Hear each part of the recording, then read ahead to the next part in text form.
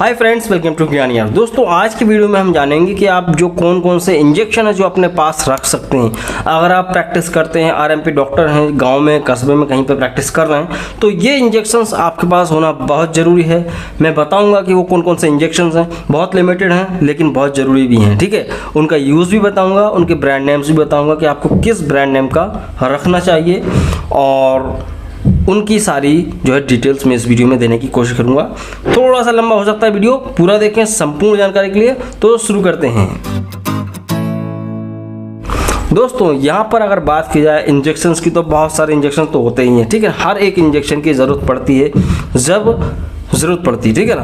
तो लेकिन कुछ ऐसे कॉमन होते हैं जिनकी तो ज़रूरत पड़ना ही पड़ना है। हर दूसरे मरीज को वो लगते ही लगते हैं और आपको उनकी जानकारी होना ज़रूरी है, और आपके बैग में, आपकी क्लिनिक में वो होना बहुत ज़रूरी है, क्योंकि उनका मरीज कभी भी आ सकता है, ठीक है। तो पहले नंबर पे इंजेक्शन आता है दोस्तों, जिसे बोलेंगे अपन पैरासीटामोल।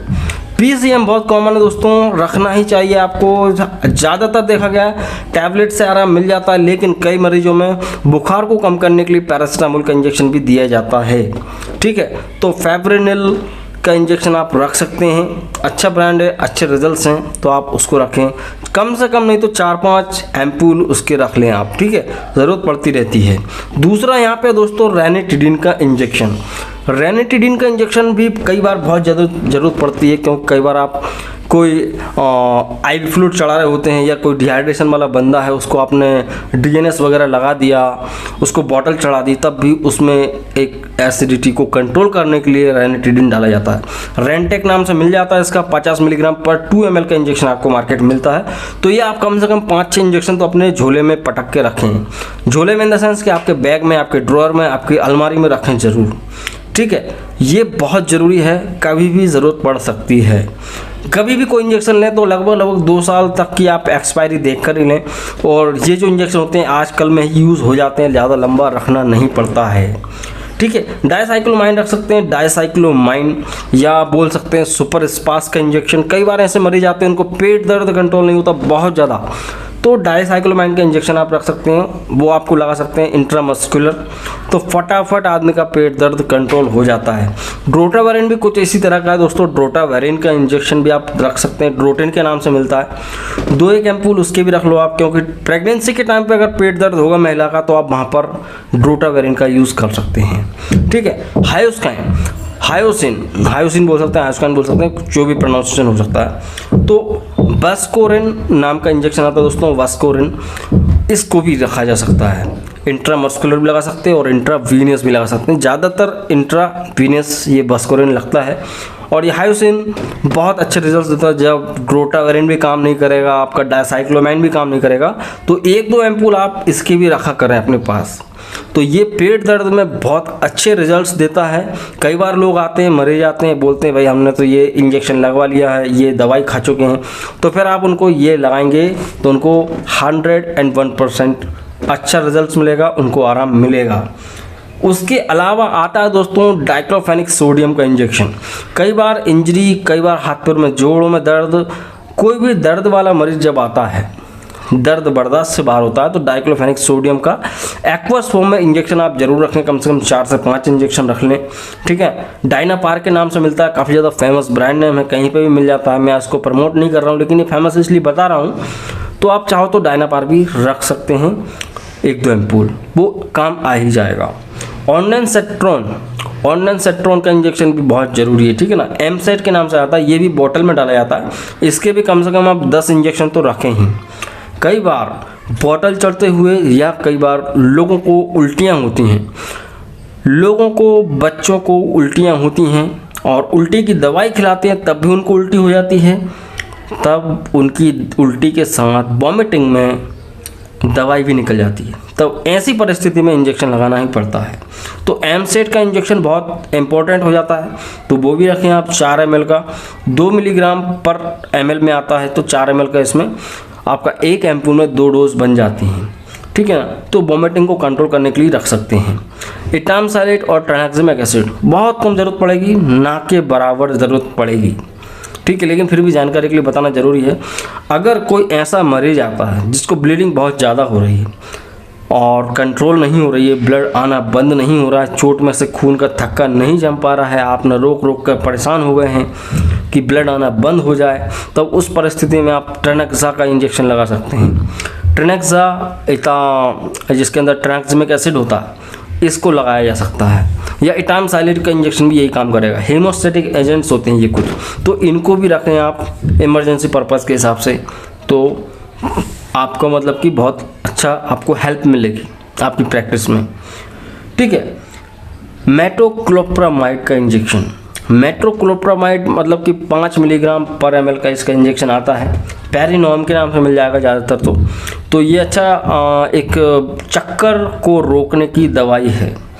कई बार लोगों को चक्कर आना बंद नहीं होते हैं, तो आप उनको मेटोक्लोप्रामाइड का इंजेक्शन लगाएंगे तो उनके चक्कर आना बंद हो जाएंगे। तो चक्कर के लिए रख सकते हैं 1-2 एम्पूल। एविल का अगर बोला जाए तो एविल तो पहले बहुत रखा जाता था, लेकिन अभी इलीगल कर दिया, बिना डॉक्टर का प्रिस्क्रिप्शन के नहीं दिया जाता। अगर आप एक डॉक्टर हैं तो आप अपने पास रख सकते हैं।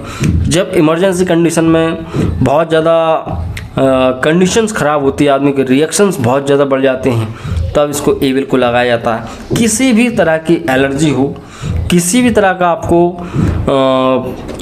फाइलेक्सिस रिएक्शंस देखने को मिल रहा हो, कोई भी साइड इफ़ेक्ट्स हो दवाइयों का, तब वहाँ पर एविल नंबर 1 इंजेक्शन है, वो रखना ही चाहिए। अगर आप डॉक्टर हैं तो ज़रूर रखें। और एविल के अंदर पाया जाता है दोस्तों फेनिरामाइन मैलेट, ठीक है, और ये एलर्जी को कंट्रोल करता है। इसी की तरह मार्केट में 2-3 इंजेक्शन और आते हैं, डेक्सामेथासोन जिसको डेक्सोना के नाम से मिल जाता है, और ये भी रख सकते हैं, बेटनोसोल के नाम से मिल जाता है, बीटामेथासोन, ये इंजेक्शंस भी रखे जा सकते हैं।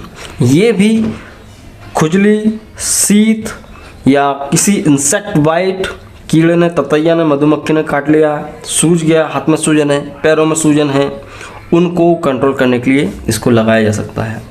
ठीक है। चाहो तो 1-2 इंजेक्शन आप अपना प्रेडनिसोलोन को रख सकते हैं। प्रेडनिसोलोन बहुत ज़्यादा अच्छा रहता है इंजेक्शन की फॉर्म में, स्टेरॉइड है, और हालांकि डेक्सामेथासोन और बीटामेथासोन भी स्टेरॉइड ही हैं। तो ये आप कुछ स्टेरॉइडल ड्रग्स रख सकते हैं जब व्यक्ति को गंभीर बीमारी हो, गंभीर दिक्कत हो, तब वहाँ पर ये यूज़फुल रहते हैं। उसके अलावा दोस्तों 2 इंजेक्शन और हैं जो कि आपको बहुत रखना ज़रूरी है, आपके बैग में आपके पास हमेशा होना चाहिए।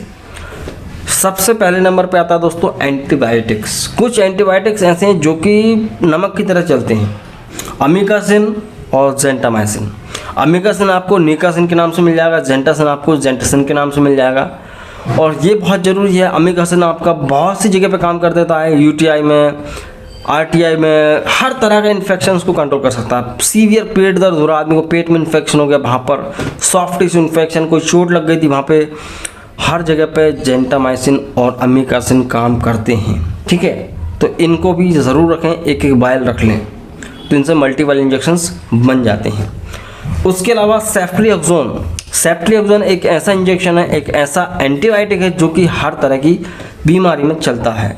मेनली निमोनिया हो और टाइफॉइड हो, वहाँ पर तो इससे अच्छा मुकाबला किसी का भी नहीं है। ठीक है, तो सेफ्ट्रिएक्सोन के आप ज़रूर रखें इंजेक्शन, कभी भी ज़रूरत पड़ सकती है, और मोनोसेफ के नाम से मिल जाता है मार्केट में, तो ज़रूर रखें। ठीक है, 1 ग्राम और 500 मिलीग्राम रख सकते हैं। उसके अलावा दोस्तों कुछ मल्टीविटामिन्स को भी रखना बहुत ज़रूरी है। मिकोवालामिन और विटामिन बी कॉम्प्लेक्स का जो इंजेक्शन आता है पोलिवियन के नाम से, या न्यूरोकाइन गोल्ड के नाम से आता है इंजेक्शन, इन 2 इंजेक्शंस को भी आप रख सकते हैं, और इनको अल्टरनेट लगाना पड़ता है कई मरीजों में, 1 दिन छोड़ के 1 हफ्ते तक। तो ये भी इंजेक्शन पोलिवियन वगैरह बहुत अच्छे होते हैं जब व्यक्ति को बहुत ज़्यादा हाथ पैर काँप रहे होते हैं, कमज़ोरी होती है, हाथ पैरों में दर्द होता है, लोग आते हैं ऐसी शिकायतें लेके, भाई हाथ पैरों में दर्द हो रहा है, घुटनों में दर्द है, तो उन लोगों में इसका इंजेक्शन लगाया जा सकता है और बहुत अच्छे रिजल्ट्स मिलते हैं। अब इंजेक्शंस के अलावा आपको आई फ्लूइड्स तो रखना ही रखना है, उनके ऊपर मैं ऑलरेडी वीडियो बना चुका हूँ। DNSRL और D5D10 NS की बोतल रखा करें। ठीक है, तो ये सारे इंजेक्शंस आपके पास होना बहुत ज़रूरी है। अगर आप प्रैक्टिस कर रहे हैं, RMP डॉक्टर हैं, आप कोई नर्सिंग स्टूडेंट हैं, तो होना बहुत ज़रूरी है, और इवन घर में भी होना बहुत ज़रूरी है। अगर आप प्रैक्टिस करते हैं तो कभी ना कभी इनकी ज़रूरत पड़ सकती है। तो वीडियो आपको ज़रा भी अच्छा लगा है तो प्लीज़ से लाइक करें, इससे मुझे मोटिवेशन मिलता है इस तरह की वीडियोज़ बनाने के लिए। और हमारा दूसरा चैनल ज्ञानियर ब्लॉग्स और असरदार आयुर्वेद, उसको सपोर्ट करें, कई लोग उस चैनल को नहीं जानते हैं, इसलिए मैं यहाँ पे बता रहा हूँ कि वो भी अपने ही चैनल हैं, तो उनको भी आप सपोर्ट करें, सब्सक्राइब करें। और आप देख रहे थे ज्ञानियर द मेडिकल चैनल। मैं हूँ शिवम, तो मैं मिलता हूँ आपसे अगले वीडियो में। जय हिंद, वंदे मातरम।